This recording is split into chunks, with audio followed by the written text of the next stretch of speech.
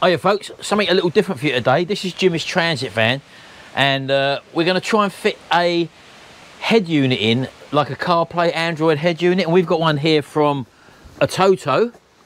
This one is the P909PR-S3.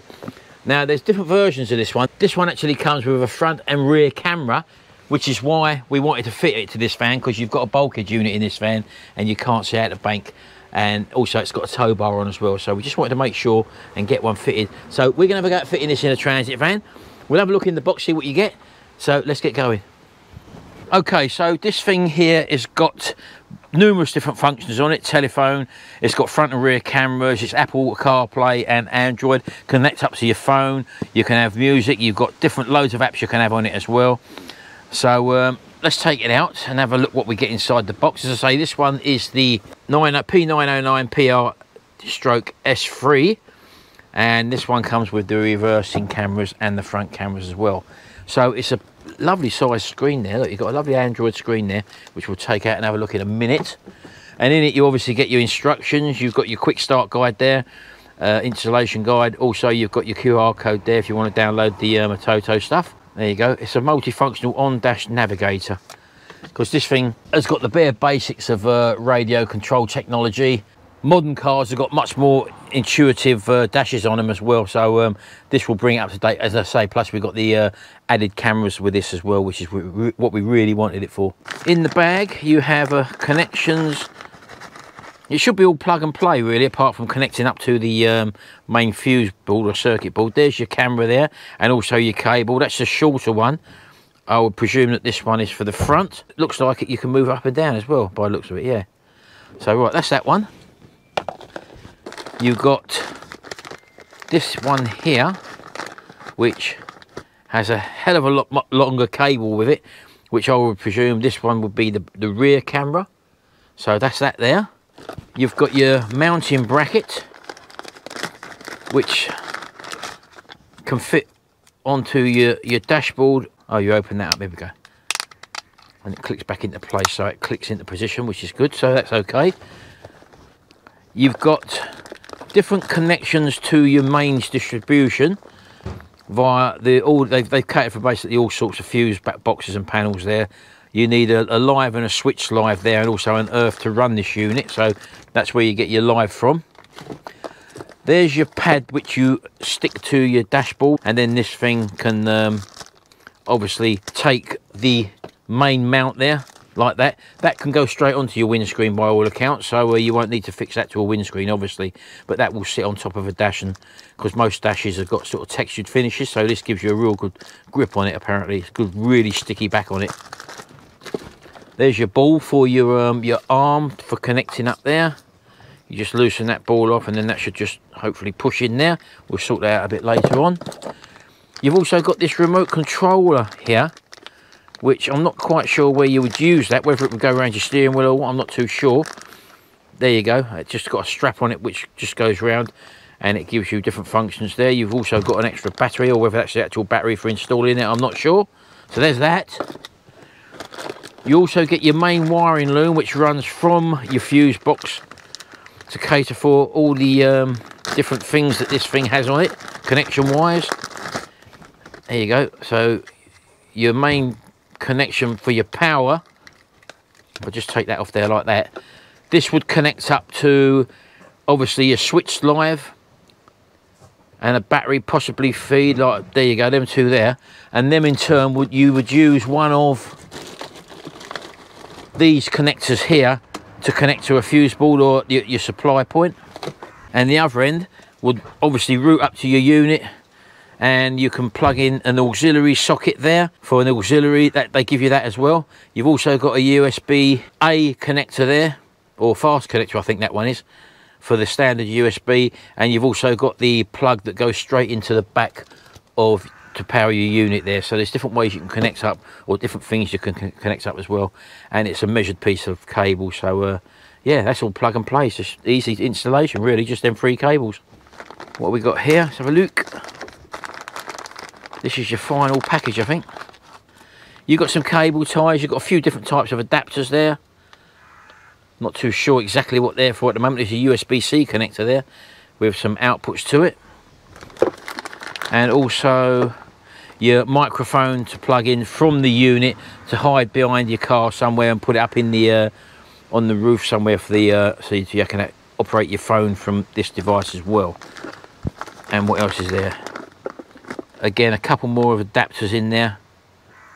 USB-C to USB-A, and also a 3.5 jack connector as well. So there's loads of other stuff in there. So before we go any further, I'm just going to try and run the cables in for the front and rear cameras. You ain't really got to see that, so that I've got all the cables I need at the front of the vehicle in the cab, and then we can look at connecting it up and getting this thing running and seeing what it's capable of. So I'll see you in a minute. Right, I'm back. It's probably about just under an hour later, and what I've actually done is virtually run all the cables in now. I didn't want to bore you with doing that, but I will show you exactly how I've wired this thing up. So far, extremely simple. Let me just show you. So on the Transit, you're a little bit limited to where you can actually put the display.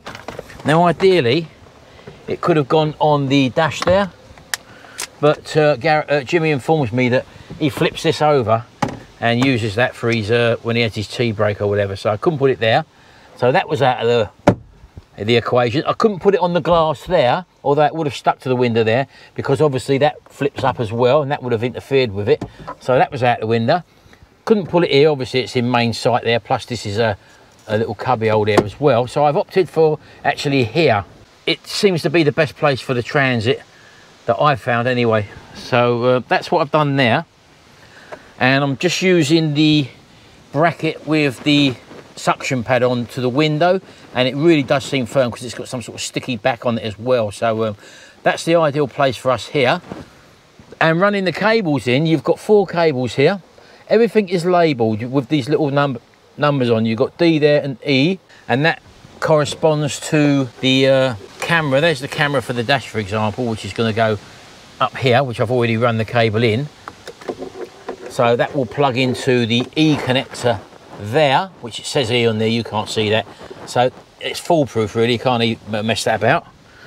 Looking on the back of the display, if I just bring that into shot now, this is the camera adapter, that little USB-C connector there, and as you can see you've got the color coded as well as labeled. There's the D connector there, as you can see, and that's for the front camera, the one which we're looking at, and the F1 is the yellow one, which again I've run in here to just plug in, all color coded and numbered. There's the F camera there. The other camera, so that's the 2 cameras running, and all I did there with the D one, for example, it's gone along here, up, round, under the trim there, and it just comes out there.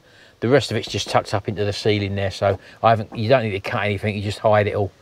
So that's that one. The microphone, which I've put there, again just clips behind there, down there, sits down there, and there's the microphone cable to plug into the actual display, as well as the rear camera in yellow. And all I've done with that one, again, I've gone up and I've gone under there again. This time I've gone around the door frame. You can probably just see it there poking under there. And because this has got a bulkhead unit fitted here, solid bulkhead unit, I've actually just drilled a hole in there and just taken a cable through there. It was just easy to do that. And then coming around the back, I've not actually fixed the camera yet, because as you can probably see, the doors go right up to the top. Now I'm not too sure whether to put it on the door, maybe there, or sit it on the roof angled downwards. I'm not too sure yet. So all I've done is literally run the cable from the front there. There's a couple of clips through there, and I've just left it hanging there. And there's the other end of the cable, which I've actually just plugged into the camera. And again, it's just, look, plug and play. Look, G is the number on that one, and G is the number on the camera. You can't mess it up. And all you've got is this extra white cable here, which is I've just had to put a little lug on there, and all you will do then is tag that down once you've located it to an earth point somewhere here. I've got a point up here which I can undo a screw and put one in there, so I'll just tag that white cable onto there. I'll hold this up before I fix it anywhere. I may just put it there if it's accessible to go there. I'm not too sure yet. So that's the possible place for it, but again, I could do that afterwards. It's all plugged in, ready to go, apart from that earth cable being connected up. So that's how simple it is to put the rear camera in. And as I say, the only tool I've used is a crimping tool and a test meter. All I had to do, just to get the cables through here, because I've then got the main one, which is this big plug here, which again just comes round there, and I've taken this panel off there, and I was able to get it around the door rubber there and go through there under the dashboard there. It goes down here.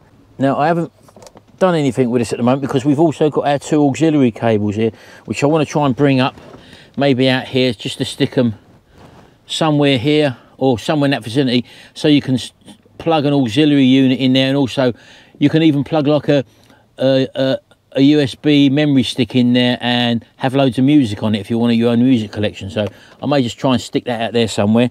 The other cable, again part of this actual loom, I've threaded through the base there, gone through the other side. If we go around the other side now,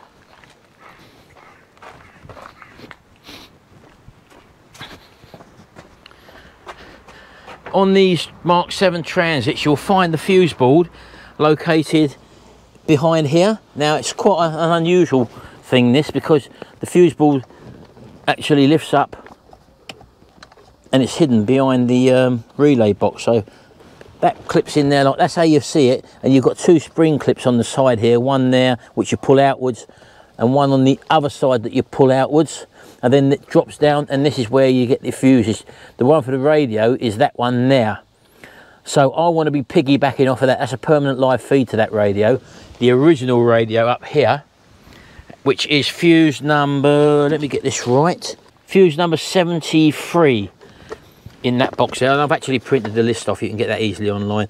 Fuse number 73 is the original radio. Now this radio, I don't know if it had the correct size fuse in it, had a 15 amp fuse in it. So with the connectors they give you, remember I showed you, let's put that back there for a minute so I can see. Remember I showed you the different connectors packets they give you here? Well, these have all got different ends on for the different types of fuse boxes. So you will find the one to use, and they come with 2 cables in them with 2 fuses, because you need a permanent live and a switched live. So I'm just putting that over there. Those ain't the ones. This is the ones that I found that actually fit. I took the fuse out for that radio, and with that radio you're going to be putting that back in to this thing here. When I put the fuse in, if you can see them 2 little dots on the end there are the fuses. If you check either them with a meter, multimeter, hold one of your probes of your meter down to earth, and the other one probe the back of that pin there, and you should get a voltage if it's a constant live with the keys out, which I did do. So now I've pulled that fuse out, which as I say does the radio, and I'm using these fuses that fit the same size pins as you can see there. Look, see, same width apart. That one comes already in situ. That's the one that's going to be fusing your new unit off of the back of this. And then so you take the original fuse out, and then you replace the original fuse in that side like that. So that's how the unit goes back in, so that you aren't touching the original circuit. The original circuit is being fused through this, and then the new unit off of this lead here is fused via the new 5 amp fuse there. So that is the way to do it. So I can plug this back in now into that socket down there. The one with the B plus on, which is that one, is the permanent feed.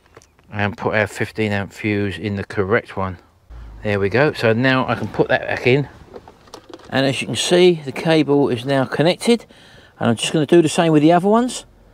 And with the black cable, this one here will just go down to an earth, and this will go down to a switch supply once I've found one there, and I'll do exactly the same thing. And that's it. We can then locate the cameras and fire this thing up, hopefully. Right, that's in there. That will be alive now, that. Right, okay, I've wired in the positive and also the switch feed. I found both of them in the fuse box, which was very handy, and I'll piggyback the fuses as I showed you in the first way to do it. I've tied the earth down to an earthing point, which is actually in that area as well, with an 8mm nut there. You'll see some earth points in it if you're going to do it to a transit van. So that's fine. So everything's working. I've recoded the radio because obviously I took the power feed off it and I've got that. So now we're going to plug this in, Plug the cameras in. I haven't located the cameras fully yet till we see where we really need them, and let's see what happens when we do that. So let's turn you around and let's plug it all in. Okay, so it should be all plug and play now. I haven't got a SIM card in here yet. If you look on the bottom there, because I've got the front dash cam fitted, you can actually put a SIM card in there, which I haven't done yet. Underneath there, you can see, look, not a SIM card, sorry, a memory card.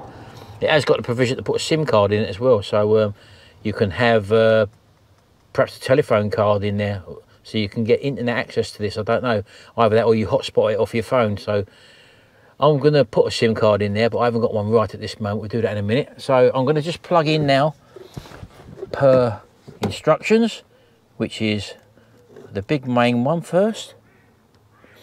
These again can only go in one way, these plugs, so you just line the arrows up in them. The yellow one goes to the yellow one, again can only go in one way.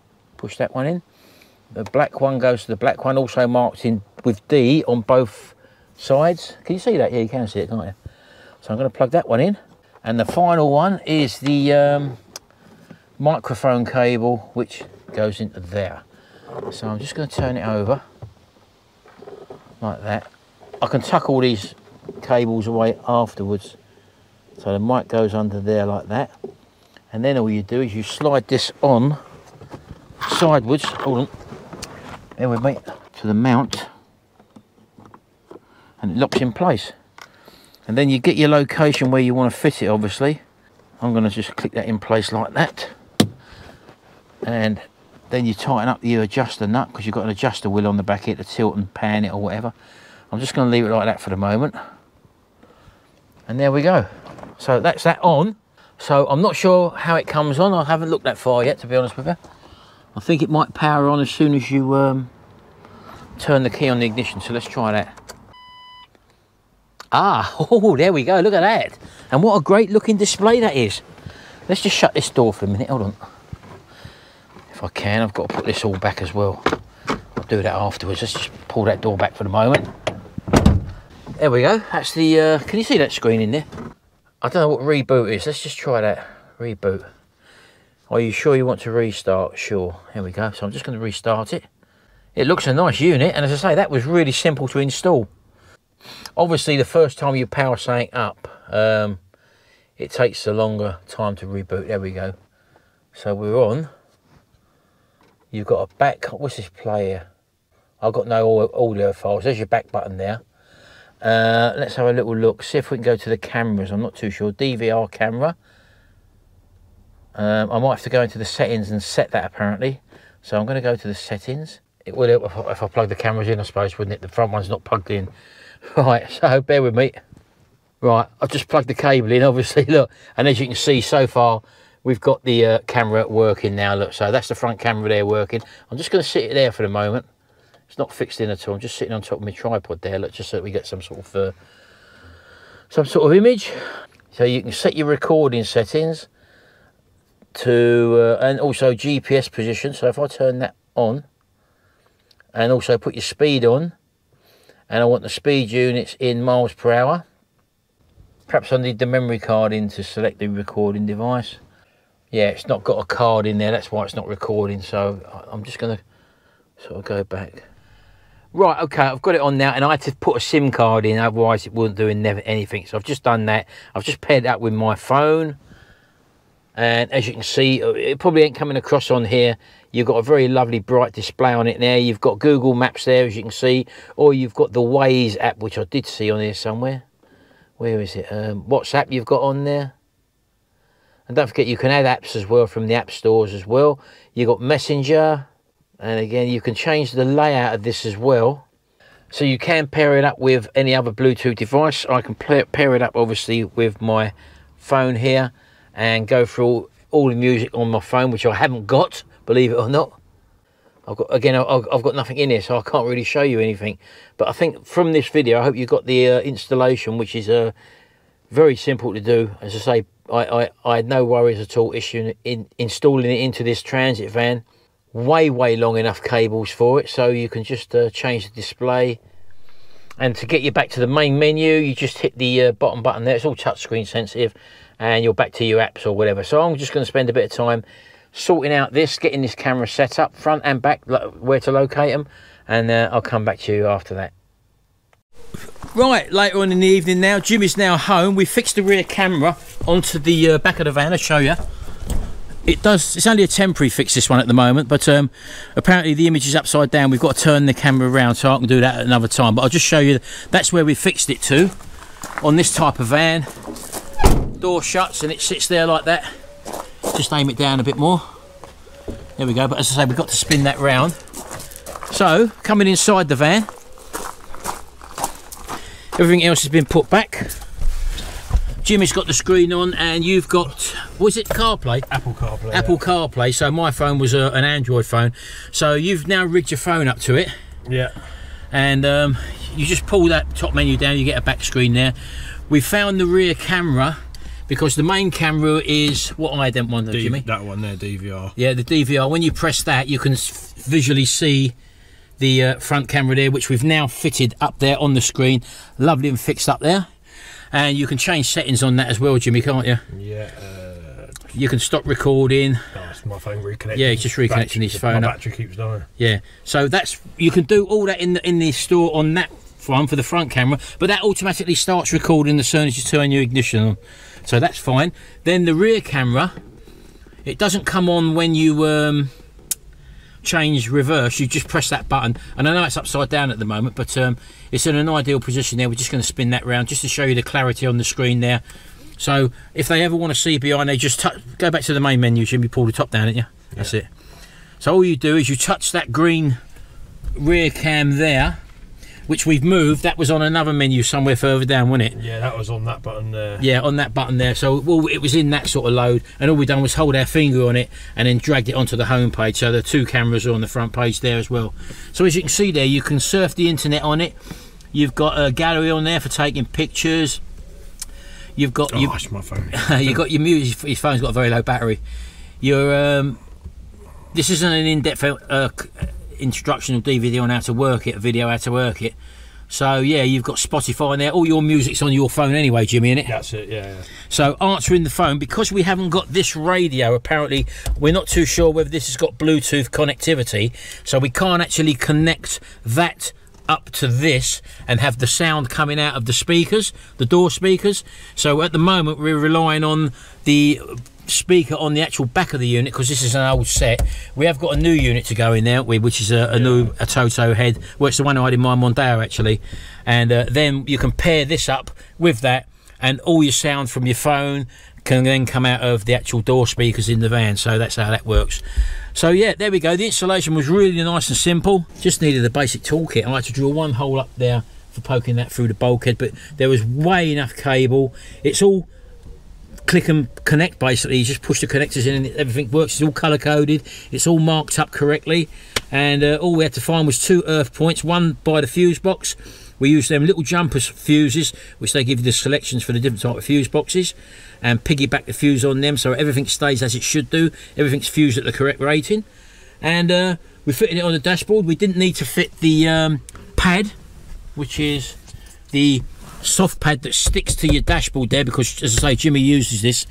So in a transit van, it's probably the best location for that as well. We've activated the GPS on it. We've activated the miles per hour and converted it over so that in the Maps app you can see exactly the speed he's doing and whatever. There's your Google Chrome, your I don't know how to find that. I've not had a go myself. Yeah, as I say, Jimmy's got to sit down and work through it, sort of thing. And I've left him the auxiliary socket sticking out there, Jimmy. And also, you've got the USB if you want to plug a memory stick in there. I'll charge my phone from that, can't I? I don't know. I'm not sure.